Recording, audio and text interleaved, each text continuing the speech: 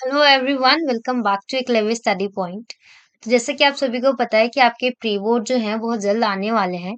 तो इसीलिए हम आज क्लास 10 के प्री बोर्ड को लेकर हम इकोनॉमिक्स का चैप्टर 1 जिसके जितने भी इम्पोर्टेंट क्वेश्चन बनते हैं चैप्टर 1 से हम सभी को आज डिस्कस करेंगे, पढ़ेंगे। मैं आपको यही बोलना चाहूंगी कि आप एग्जाम देने जाने से पहले आप इन क्वेश्चंस को एक तरह से रट लीजिए, एकदम समझकर और पढ़कर जरूर जाइएगा एग्जाम देने से पहले। ठीक है, तो चलिए शुरू करते हैं आज के वीडियो को।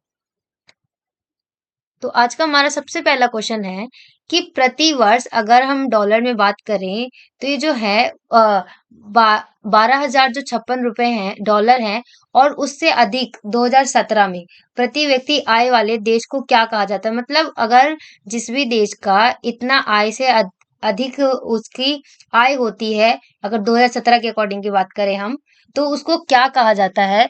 तो उस को वो अमीर देश होता है। क्या, एक तरह से उसको अमीर देश कहते हैं। ठीक है, तो ये चार ऑप्शन थे, आप इनमें से जो भी आंसर सही हो आप उसको टिक कर सकते हैं। ठीक है, आपके एग्जाम में मैं बता दूं, एमसीक्यूज भी आएंगे, केस बेस भी आएंगे, और नॉर्मल क्वेश्चन जो आते हैं 2 मार्कर 3 मार्कर्स वो भी आएंगे। तो आप सभी को अच्छे से करके जाइएगा। ठीक है, तो आज का हमारा सबसे पहले क्वेश्चन का आंसर था अमीर। जिस भी देश की अगर जो आय है वो इससे ज्यादा होती है तो उसको हम कहते हैं अमीर देश। ठीक है, और निम्नलिखित में से कौन सा जो है वो पड़ोसी देश भारत की तुलना में मानव विकास क्रमांक के मामले में बेहतर है। हमें यहाँ पे बताना है कि ऐसा कौन सा देश है जो भारत का ही पड़ोसी है, परंतु उसके तुलना में अगर भारत की तुलना करें उसके साथ तो वो मानव विकास सूचकांक में उससे आगे है। तो वो है तो आपके पास चार ऑप्शन है: भूटान, श्रीलंका, नेपाल और उपरोक्त में से कोई नहीं। तो इसका सही आंसर होगा श्रीलंका। ठीक है, तो अब हम आगे देखते हैं कि हम किसी देश की प्रति व्यक्ति आय की गणना कैसे कर सकते हैं, हमें वो बताना है। तो पहला ऑप्शन है किसी व्यक्ति की कुल आय आय को निकालकर, और दूसरा ऑप्शन है कि किसी देश की कुल जनसंख्या द्वारा राष्ट्रीय आय को विभाजित कर मतलब देश की जितनी जनसंख्या है और उस राष्ट्र की कितनी आय हुई है उसको निकालकर, या फिर सभी वस्तुओं और सेवाओं का मूल्य निकालकर, या फिर जो डी ऑप्शन है हमारा कि देश का कुल निर्यात। तो इसका आंसर होगा हमारा आंसर नंबर बी, ये हमारा करेक्ट आंसर है। मतलब किसी देश की जो जितनी भी जनसंख्या होती है उसके द्वारा जितनी भी राष्ट्रीय आय निकलती है उसको अगर हम विभाजित कर देते हैं, जनसंख्या विभाजित कर देते हैं हम अगर आय से, तो ये हमारी निकल आती है क्या, प्रति व्यक्ति आय किसी भी देश की। ठीक है, तो आई होप कि आपको समझ में आया होगा। अब हम आगे देखते हैं कि जीडीपी का क्या अर्थ होता है, जिसको का फुल फॉर्म बताना है हमें। जीडीपी का क्या अर्थ होता है: सकल डेयरी उत्पाद, सकल घरेलू उत्पाद, बड़ी विकास परियोजना, बड़े घरेलू उत्पाद। तो इसका आंसर होगा हमारा सकल घरेलू उत्पाद, जीडीपी जिसको कहते हैं। ठीक है, अब हम आगे देखते हैं कि दिए गए प्रश्न में कथन ए और कारण है, और जो आर है वो हमारे कथन है।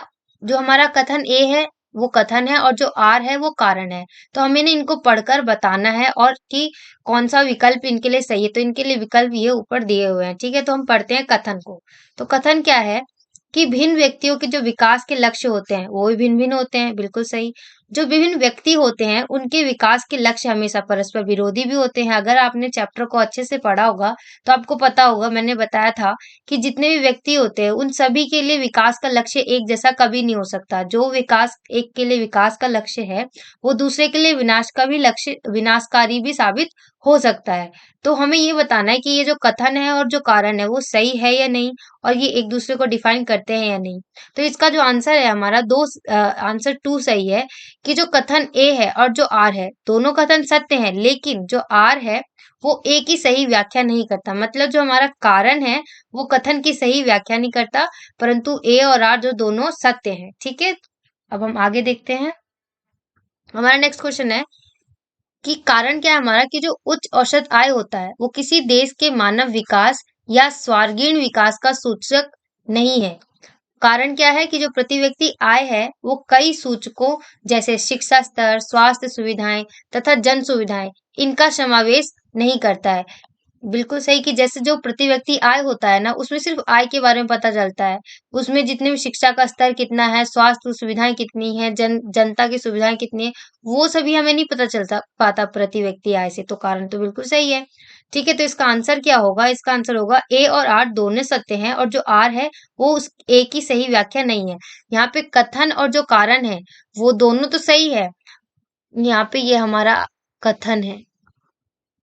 जो हमारा कथन है और जो कारण है, वो दोनों सही है, परंतु जो कारण है वो कथन की सही व्याख्या नहीं करता है, ठीक है? तो अब हम आगे देखते हैं।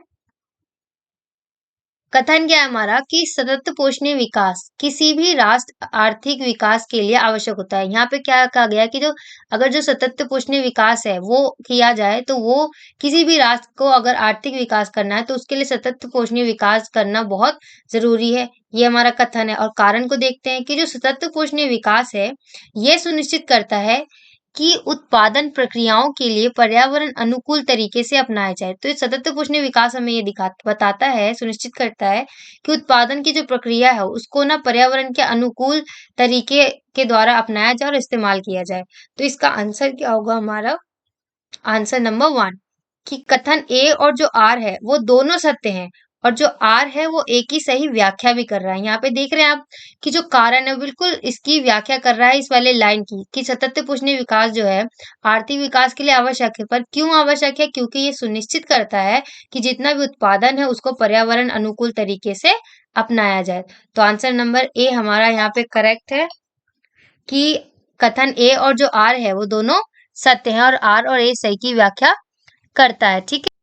तो अब हम आगे देखते हैं। अब हमारा क्वेश्चन है एक जो कि स्रोत के आधारित है। हमें एक स्रोत दिया हुआ है जिसके आधारित हमसे क्वेश्चन पूछे गए हैं। तो ठीक है, अब हमें इन इन स्रोत को पढ़ना है और अच्छे से इनको अटेंड करने के बाद हमें आंसर देने हैं क्वेश्चंस के, ठीक है? तो हमें यहाँ पे बताया गया है कि हमें जो स्रोत दिया गया है वो इस प्रकार है कि हम विकास को जिस तरह भी परिभाषित करें, अभी के लिए मान लें कि एक जो विशेष देश काफी विकसित है, मान लीजिए आप, ठीक है? और हम जो है वो निश्चित रूप से ये चाहेंगे कि जो विकास का स्तर है और ऊंचा हो या कम से कम भावी जो पीढ़ी है उसके लिए ये जो स्तर है वो बना रहे, एटलीस्ट इतना विकसित हो और ना हो तो जो भावी पीढ़ी यानी जो पीढ़ी आने वाली है उसके लिए वो स्तर जो है वो बना रहे, ठीक है? और ये जो स्पष्ट है वो ये स्पष्ट रूप से वांछनीय है, ये इतना बहुत होगा, ठीक है? लेकिन जब 20वीं सदी के उत्तरार्ध से बहुत से जो वैज्ञानिक हैं वो ये चेतावनी देते आ रहे हैं कि जो विकास का वर्तमान प्रकार और जो स्तर है वो धारणीय नहीं है। मतलब जितना होना चाहिए उस तरह से नहीं है, वो धारणीय नहीं है। अगर विकास का स्तर ऐसा ही रहा तो आने वाली जो पीढ़ी होगी उसके लिए मुसीबत हो सकती है, ठीक है? और जो भूमिगत जल है जो नवीकरणीय साधन का उदाहरण है। फसल और जो पौधे हैं की तरह इन साधनों की जो पुनः पूर्ति प्रकृति करती है, लेकिन यहाँ भी हम इन साधनों का अति उपयोग कर सकते हैं। उदाहरण के लिए अगर बात करें तो जो भूमिगत जल है, उसका यदि बरसात के द्वारा द्वारा हो रही ही पुनः पूर्ति से अधिक प्रयोग करते हैं, मतलब जब वर्षा होती है तो पुनः पूर्ति हो जाती है भूमिगत जल की, ठीक है? तो हम इस साधन साधन का जो है अति उपयोग कर रहे होंगे और गैर नवीकरणीय साधन वो हैं जो वर्षों से प्रयोग के पश्चात समाप्त हो जाते हैं। इन संसाधनों का जो धरती पर एक निश्चित भंडार है, जो हमारे गैर नवीकरणीय संसाधन होते हैं, जो नवीकरणीय नहीं किए जा सकते, उनका जो भंडार है वो बिल्कुल निश्चित है, ठीक है? और इनकी पुनः पूर्ति नहीं हो सकती। कभी-कभी हमें ऐसे नए साधन मिल जाते हैं जिनके बारे में हमने पहले कोई जानकारी नहीं थी, नए स्रोत भंडार में वृद्धि करते हैं, लेकिन समय के साथ जो है ये भी समाप्त हो जाते हैं। यहाँ पे ये बताया गया कि हमें कभी-कभी क्या होता है नए-नए भंडार भी मिल जाते हैं परंतु वो भी समय के साथ समाप्त हो जाते हैं, ठीक है? तो अब हम आगे क्वेश्चंस को देख लेते हैं। तो इस स्रोत पर आधारित हमारा आज पहला क्वेश्चन है कि जो नवीकरणीय संसाधन होते हैं उनकी भरपाई जो है वो प्रकृति समय-समय पर करती रहती है। निम्न में से जो नवीकरणीय संसाधन है उसका उदाहरण नहीं है। हमें क्वेश्चन को बड़े ध्यान से समझिए, देखा करिए कि उसमें नहीं लगा हुआ है। ये जो एक वर्ड होता है ना इससे भी आप हड़बड़ी में जल्दबाजी में क्वेश्चन जो है गलत हो जाते हैं। तो हमें ये बताना है कि जो नवीकरणीय संसाधन का उदाहरण नहीं है। तो महासागरीय जल, कोयला, झील का पानी, भौम जल क्या है जो नवीकरणीय संसाधन नहीं है? तो कोयला, जिसके एक प्रयोग से वो खत्म हो जाता है। इसको बनने में लाखों वर्ष लगते हैं और ये सीमित मात्रा में ही उपलब्ध है इसीलिए, ठीक है? और नेक्स्ट क्वेश्चन है हमारा कि किसने कहा था कि जो पृथ्वी है उस पर हर किसी के जरूरत के लिए पर्याप्त संसाधन है, लेकिन हर किसी के लालच के लिए नहीं। हम यह कथन किसने कहा है, हमें वो बताना है। जवाहरलाल नेहरू जी ने कहा था, वल्लभ भाई पटेल जी ने, गांधी जी ने, या लाल बहादुर शास्त्री जी ने, किसने कहा था? तो वो महात्मा गांधी जी ने कहा था। ठीक है, हम आगे देखते हैं कि जो अनवीकरणीय संसाधन है कुछ वर्षों के पश्चात समाप्त हो जाएंगे। पर क्यों हो जाएंगे, उसका रीजन हमें बताना है। क्योंकि ये जो है ये धरती पर इनका सीमित भंडार है तथा इनकी भरपाई दोबारा नहीं की जा सकती। और ये जो संसाधन होते हैं इनको भरने में करोड़ों लाखों वर्ष लगते हैं। ठीक है, और इनका भंडार भी बिल्कुल सीमित मात्रा में, परंतु जिस प्रकार से हम इनका उपयोग कर रहे हैं वो भंडार भी बहुत जल्दी खत्म हो जाएगा, और इनकी जो भरपाई है ना वो दोबारा नहीं की जा सकती है। ठीक है, एक बार उपयोग पे ये खत्म हो जाते हैं। ठीक है, और बिना परिवहन, अब हमें नेक्स्ट क्वेश्चन देखना है कि बिना पर्यावरण निम्नीकरण के जो संसाधन है उनका संरक्षण करते हुए जो आने वाली पीढ़ी है उसके लिए जो भी विकास किया जाता है, बड़े ध्यान से समझिए इस क्वेश्चन को, कि हमें यहाँ पे वो बताना है कि एक पर्यावरण निम्नीकरण जो होता है संसाधनों का, उसको बचाने के लिए हम जो करते हैं ताकि वो चीज बच जाए, जो आने वाली पीढ़ी है उसको, उसके लिए बचाने के लिए जो विकास किया जाता है उसको कहा क्या कहा जाता है? संसाधन की धारणता, नवीकरणीय संसाधनों की धारणता, या अनवीकरणीय संसाधनों की धारणता, या विकास की धारणता। तो इसका आंसर है विकास की धारणता। विकास की धारणता कहा जाता है, या सतत पोषणीय विकास भी आप इसको कह सकते हैं, कि ऐसा इस्तेमाल करना कि जो पर्यावरण निम्नीकरण है उसको बचाया जा सके और जो आने वाली पीढ़ी है उसके लिए भी संसाधन बच सके। ठीक है, तो आई होप कि आपको यहाँ तक समझ में आ रही होंगी सारी चीजें, और सभी क्वेश्चंस को बड़े ध्यान से समझिएगा, ये एग्जाम के पॉइंट ऑफ व्यू से भी बहुत ज्यादा इंपॉर्टेंट क्वेश्चंस हैं। ठीक है, अब हम आगे देखते हैं। हमारा अगला क्वेश्चन है कि जो विकास के लक्ष्य है वो भिन्न भिन्न होते हैं, और कभी कभी ना ये परस्पर विरोधी भी हो सकते हैं। इस कथन को हमें स्पष्ट करना है। ऑब्वियसली अगर मैं आपको एक नदी का बांध का एग्जाम्पल दूं, तो देखिए वहां पे कोई किसी पर्टिकुलर प्लेस पे वहां पे लोग रहते हैं। ठीक है, और वहां पे ना बोल दिया जाए कि बांध बनवाना है, तो जो बांध बनवा रहा होगा तो उससे सरकार को तो बहुत लाभ होगा, परंतु जो वहां पे रह रहे लोग हैं उनके लिए वो बहुत बड़ी समस्या हो सकती है। उनसे उनका घर छीना जा सकता है, उनका सारा चीज जो है वो वहां पे डूब सकता है। तो इसी प्रकार से यहाँ पे दोनों के लिए जो विकास है, यानी जो ये नदी बनाने का, नदी पर बांध बनाने का जो चीज है, वो एक के लिए विकास भी हो सकता है और दूसरे के लिए विनाशकारी भी हो सकता है, उसके विनाश का कारण भी बन सकता है। राइट, तो हमें यही बताना है कि ये किस प्रकार होता है। तो देखिए, जो प्रत्येक व्यक्ति या जो समूह होता है उसके विकास के लक्ष्य भिन्न भिन्न हो सकते हैं, जैसे कि मैंने बताया, और कई बार क्या होता है इनकी जो प्रकृति है वो परस्पर विरोध विपरीत भी हो सकती है। एक के लिए जो विकास है और दूसरे के लिए वो विनाश भी हो सकता है। और जैसे कि मैंने बताया है ना, और उदाहरण की बात करूँ तो नदी पर बांध बनाना, और यहाँ के किसानों के, जैसे कि नदी पर बांध बनाया जाएगा तो वहां के जो किसान होंगे उनके लिए वो विस्थापन का कारण बन जाएगा। तो आप कुछ इस प्रकार एग्जाम्पल देकर आप बता सकते हैं कि, क्योंकि जरूरी नहीं है कि जो एक के लिए विकास हो वो दूसरे के लिए भी विकास हो। ठीक है, ये एक दूसरे के अपोजिट भी हो सकता है।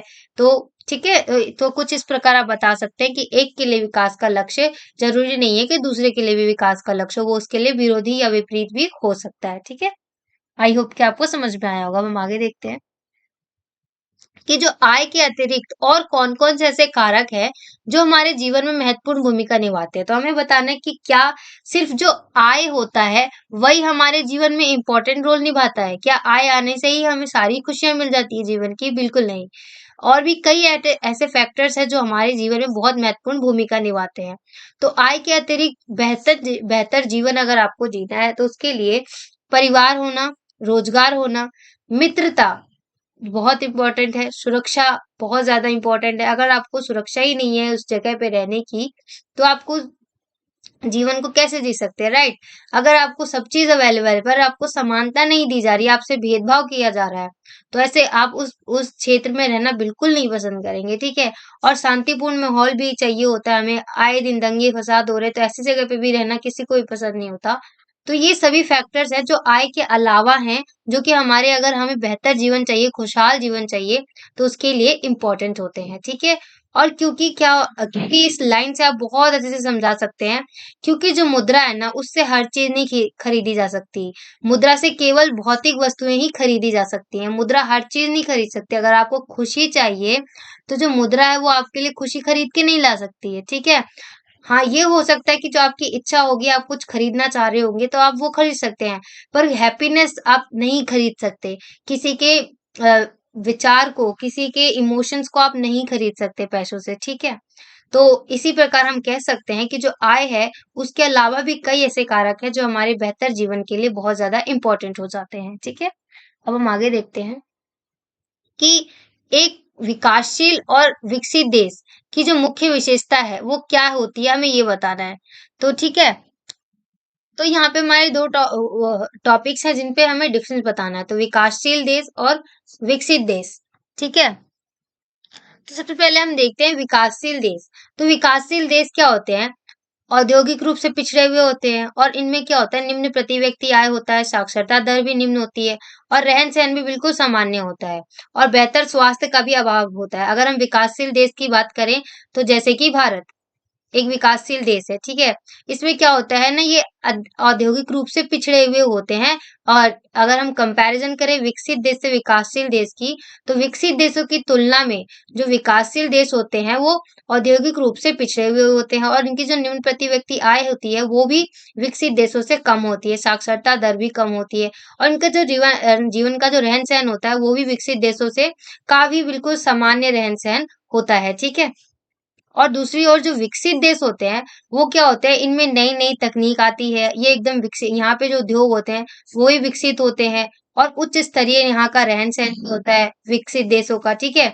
और जो उच्च प्रति व्यक्ति आय, यहाँ के जो विकसित देश होते हैं, वहाँ पे जो प्रति व्यक्ति आय होता है, वो भी अधिक होता है अगर विकासशील देश के कंपैरिजन में, ठीक है? और जो लोग होते हैं, उनकी स्वास्थ्य स्थिति भी बेहतर होती है और लोग उच्च दर से साक्षरता होती है, वहाँ पे लोग पढ़े-लिखे ज़्यादा होते हैं, विकासशील देशों की तुलना में विकसित देशों में, ठीक है? और जन्म दर जो होता है, मृत्यु दर पर नियंत्रण होता है, इनके जन्म दर पर भी और मृत्यु दर पर भी नियंत्रण होता है, ठीक है? तो ये डिफरेंस था विकासशील देश और विकसित देश के बीच में। आप एग्जाम में एज़ इट इज़ भी लिख सकते हैं, ठीक है? आप नंबर के अकॉर्डिंग आप इसको बड़ा-छोटा भी करके अपने अकॉर्डिंग एडजस्ट कर सकते हैं, ठीक है? अब हम आगे देखते हैं कि आर्थिक विकास के लक्ष्य साक्षरता क्यों अनिवार्य है, मतलब अगर आपको आर्थिक विकास का लक्ष्य प्राप्त करना है तो उसके लिए एजुकेशन साक्षरता क्यों जरूरी है, क्यों आवश्यक है, हमें ये बताना है। तो इससे क्या होता है, इससे ज्ञान व दक्षता प्राप्त होती है। सबसे पहली बात, अगर आप एजुकेटेड हैं तो आपके पास अच्छा खासा ज्ञान होता है, दक्षता मिलती है आपको, रोजगार का स्तर बढ़ता है। अगर आप पढ़े लिखे होते हैं, अच्छे वेल एजुकेटेड पर्सन होते हैं, तो आपको रोजगार भी आसानी से मिल जाता है, ठीक है? और जो नई टेक्नोलॉजी होती है उसका प्रयोग व स्तर भी बढ़ता है। जैसे जैसे नए नए लोग ज्यादा पढ़े लिखे होते हैं तो नए नए इनोवेशन भी होते रहते हैं और टेक्नोलॉजीज भी आते रहती हैं बार बार और उनका जो स्तर है वो भी बढ़ते रहता है, उन पे प्रयोग होते रहते हैं, ठीक है? और जो लोग होते हैं उनका स्वास्थ्य और जो पर्यावरण होता है उसके उसके प्रति लोग जागरूक हो जाते हैं। अगर आप एक एजुकेटेड पर्सन से और एक अनएजुकेटेड पर्सन से पूछेंगे पर्यावरण और स्वास्थ्य वगैरह के बारे में, तो आप बहुत ज्यादा आसमान जमीन का डिफरेंस भी देख सकते हैं जागरूकता को लेकर, ठीक है? और जो नए नए उद्योग होते हैं उनको स्थापित करने की भी क्षमता बढ़ती है। तो जो पढ़े लिखे लोग होते हैं एजुकेटेड, जहाँ पे साक्षरता दर अधिक होती है, वहां पे अगर नया उद्योग भी स्थापित करना हो तो उसकी भी क्षमता अधिक बढ़ जाती है, ठीक है? तो आप इस क्वेश्चन को, आई होप कि आपको समझ में आ गया होगा। अब हम आगे देखते हैं। अब हमें बताना है कि निवल उपस्थिति अनुपात क्या होता है। तो निवल उपस्थिति अनुपात क्या होता है कि 6 से 10 वर्ष की आयु के जो स्कूल जाने वाले बच्चे होते हैं, उसमें से जो कुछ बच्चों का उस आयु वर्ग के कुल बच्चों के 7% जो है वो निवल उपस्थिति अनुपात कहलाता है। मतलब 6 से 10 वर्ष से, मान लीजिए कि किसी भी देश में 6 से लेकर 10 वर्ष तक जितने भी आयु के बच्चे वहां पे हैं, 6 से लेकर 10 वर्ष तक जितने भी बच्चे वहां पे हैं, उनका उन बच्चों के साथ अनुपात निकालना जो स्कूल जाते हैं। मान लीजिए वहां पे 100 बच्चे हैं 6 से 10 वर्ष के उम्र के, ठीक है? तो 100 में से मान लीजिए 25 जाते हैं, तो इन 25 बच्चों का इन 100 बच्चों के साथ अनुपात निकालने पर जो हमारे पास प्रतिशत आता है, तो उसी को हम कहते हैं निवल उपस्थिति अनुपात, ठीक है? तो आई होप कि आपको समझ में आया होगा। तो 6 से 10 वर्ष की आयु के स्कूल जाने वाले कुल बच्चों का उस वर्ष के उस आयु वर्ग के कुल बच्चों के साथ प्रतिशत निवल उपस्थिति अनुपात कहलाता है, ठीक है? तो हम आगे देखते हैं कि औसत आय क्या है, अब हमें वो बताना है। तो औसत आय की बात करें तो देश की कुल आय को देश की कुल जनसंख्या से भाग औसत आय करके निकाली जा सकती है। ठीक है, ये प्रति व्यक्ति आय, या तो आप प्रति व्यक्ति आय कहिए या औसत आय कहिए, बात एक ही है। ये कैसे निकाली जाती है? किसी भी देश में जितनी भी जनसंख्या है उसको देश की टोटल आय से, जनसंख्या को अगर हम डिवाइड करते हैं उसकी कुल आय से, तो कुल जनसंख्या बटे में कुल आय, तो तब हमारे पास जो आंसर आता है वो हमारा प्रति व्यक्ति आय या औसत आय कहलाती है। ठीक है, अब हम राष्ट्रीय आय से क्या अभिप्राय है वो हम वो देखते हैं। तो देश के अंदर उत्पादित सभी वस्तुएं और जो सेवाएं हैं उसके मूल्य तथा विदेशों से प्राप्त आय को जोड़कर राष्ट्रीय आय कहते हैं। मतलब किसी भी पर्टिकुलर देश में जितना भी चीजें उत्पादित होती हैं, चाहे वो सेवा हो, वस्तु हो, कोई भी चीज जितनी भी उत्पादित होती है, प्लस में जो विदेशों से मनी आती है या पैसे आते हैं, उन सभी को जब जोड़ लिया जाता है तब वो होता है किसी भी राष्ट्र का राष्ट्रीय आय। ठीक है, आई होप कि आपको यहाँ तक सारी चीजें समझ में आई होगी। अब हम आगे देखते हैं कि जो विकास की धारणता है उससे क्या अभिप्राय है। विकास की धारणता या सतत पोषणीय विकास, उससे क्या अभिप्राय है हमें वो बताना है। तो जो विकास की धारणता है ना उसकी चार विशेषता का भी हमें उल्लेख करना है। तो विकास की धारणता से अभिप्राय क्या होता है कि पर्यावरण को नुकसान पहुंचाए बिना विकास करना, और जो वर्तमान पीढ़ी है उसकी भी जरूरतों की पूर्ति हो जाए, और साथ साथ भावी पीढ़ी यानी जो आने वाली पीढ़ी है उसकी भी जरूरतों को ध्यान में रखा जाए। एक ऐसा विकास किया जाए ताकि पर्यावरण को भी नुकसान ना हो, और जो वर्तमान पीढ़ी है उसकी भी आवश्यकता पूर्ति हो जाए, और जो आने वाली पीढ़ी है उसके लिए भी वो जो संसाधन है या जो चीज है वो पर्याप्त बची रहे, ताकि आने वाली पीढ़ी भी उसका उपयोग कर सके। ठीक है, और अगर मैं इसकी विशेषताओं की बात करूं तो संसाधनों का विवेकपूर्ण उपयोग विकास की धारणता में आता है, और जो नवीकरणीय संसाधन है उनका अधिक उपयोग करना, है ना, और वैकल्पिक संसाधनों को ढूंढना। जो नवीकरणीय संसाधन है या जो अनवीकरणीय संसाधन है उनके विकल्प में संसाधन और नए नए संसाधन ढूंढ लेना जो खत्म ना हो। ठीक है, और नवीकरणीय संसाधनों का अधिक उपयोग किया जाए और संसाधनों का पुनः उपयोग किया जाए। जो संसाधन रीयूज होते हैं जिनका पुनः उपयोग किया जा सकता है उनका पुनः उपयोग किया जाए, ये विशेषता होती है विकास की धारणता की। ठीक है, अब हम आगे देखते हैं कि जो महिलाएं वेतनभोगी कार्य करती हैं वह एक ऐसे लोगों का उदाहरण है जो मिले-जुले लक्ष्य को पूरा करती हैं। इस कथन को हमें विश्लेषण करना है। मतलब हमें यहाँ पे ये बताना है कि जो महिलाएं वेतन कमाती मतलब काम करती हैं वो ना मिले-जुले लक्ष्य को पूरा करती हैं। क्यों? क्योंकि जो वेतनभोगी महिलाएं होती है ना उनका घर और समाज में सम्मान होता है।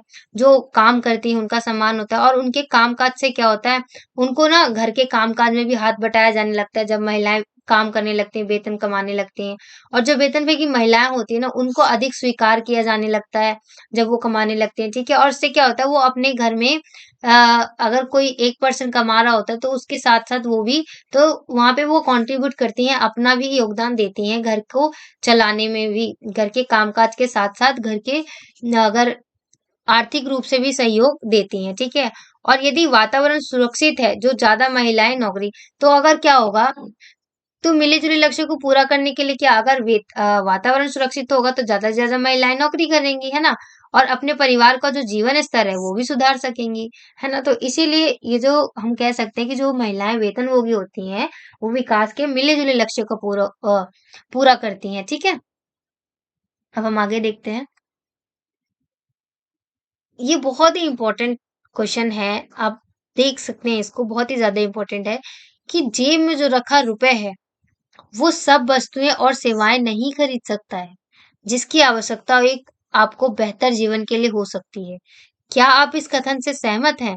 अगर हाँ, तो इसकी विवेचना करनी है। बिल्कुल, हम सहमत हैं इस कथन से कि जेब में रखा रुपया ही हर चीज नहीं खरीद सकता, किसी के इमोशंस को नहीं खरीद सकता, किसी के हैप्पीनेस को नहीं खरीद के दे सकता। तो हम इस कथन से बिल्कुल सहमत हैं। और क्यों? क्योंकि जो जेब में रखा रुपया है वो सब कुछ नहीं खरीद सकता, प्रदूषण मुक्त वातावरण नहीं खरीद सकता, जो बीमारियां होती हैं उससे नहीं बचा सकता। हो सकता है कि आपको इलाज करवा सकता है जो पैसा होता है, पर अगर आपको वो बीमारी होगी ही नहीं, ऐसा तो नहीं है ना। अगर आपके पास भले ही जितने भी पैसे हो पर आपको वो बीमारी नहीं होगी क्योंकि आपके पास पैसा है, ऐसा तो कुछ नहीं होता। उस बीमारी का इलाज हो सकता है पैसे से, पर अगर आपको वो बीमारी ना होगी ऐसा नहीं हो सकता, ठीक है?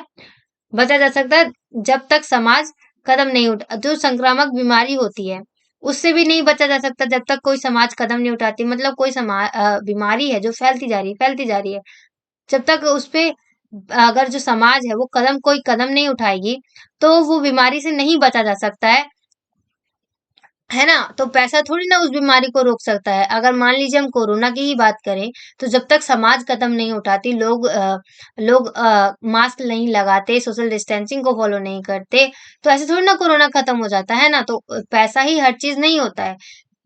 ठीक है, आई होप कि आपको समझ में आया होगा। फिर अभौतिक जो वस्तुएं होती हैं, वो सम्मान नहीं खरीद सकती, जैसे अभौतिक वस्तुएं जिनको छुआ नहीं जा सकता, मतलब आदर, किसी के लिए रिस्पेक्ट, किसी के लिए सुरक्षा, स्वतंत्रता, ये सब तो पैसा नहीं दे सकता ना, है ना? और जो जीवन की जो खुशियां हैं वो भी मुद्रा नहीं खरीद सकती। तो ये कुछ पॉइंट हैं जो बताते हैं कि मुद्रा हर चीज नहीं खरीद सकती है। वस्तुएं और सेवाएं तो खरीद देगी, पर हर चीज मुद्रा की जेब में रखा रुपए खरीद ले, ऐसा बिल्कुल नहीं है। ठीक है, तो आई होप कि आपको समझ में आया होगा। अब हम आगे देखते हैं कि विकास की किन्हीं तीन विशेषताओं का हमें वर्णन करना है, कि जो विकास होता है उसकी हमें तीन विशेषता बतानी है। ठीक है, तो जो विकास है वो लक्ष्यों का मिश्रण होता है, जैसे कि मैंने बताया, इसमें सुरक्षा, समानता, शिक्षा, स्वास्थ्य, इन सभी की आकांक्षा जो है वो देश के विकास के विषय में विभिन्न लोगों की धारणा जो है विभिन्न, मैंने बताया ना अभी आपको कि विकास का जो लक्ष्य है वो सभी के लिए अलग अलग होता है। किसी के लिए कोई विकास है, वही चीज किसी के लिए विनाश भी है। तो सभी के लिए जो विकास की धारणा है वो भिन्न भिन्न एकदम अलग होती है, विरोधी भी हो सकती है, और अलग अलग लोगों के विकास के लक्ष्य भी बिल्कुल अलग अलग होते हैं। ऑब्वियसली इंसान अलग है, उसकी सोच अलग है, तो इसीलिए लोगों के अलग अलग लोग के लिए अलग अलग विकास के लक्ष्य होते हैं। अब हम आगे देखते हैं। तो इसी के साथ जो हमारा ये चैप्टर है, जिस चैप्टर में से हमारे जितने भी इंपॉर्टेंट क्वेश्चन बनते थे, हमने सभी को डिस्कस कर लिया है। अगर आपको कोई चीज ऐसी रह जाती है जो समझ में ना आए हो, तो do let in the comment section, और आगे हम और भी कंटिन्यू करने वाले हैं। इन सभी चैप्टर्स से हम इंपॉर्टेंट क्वेश्चन को देखने देखने जा रहे हैं। तो आप इन वीडियोस को जरूर देखिएगा एग्जाम देने से आने से पहले। अगर आपको ये वीडियो पसंद आई है तो do like, share and subscribe, and thanks for watching.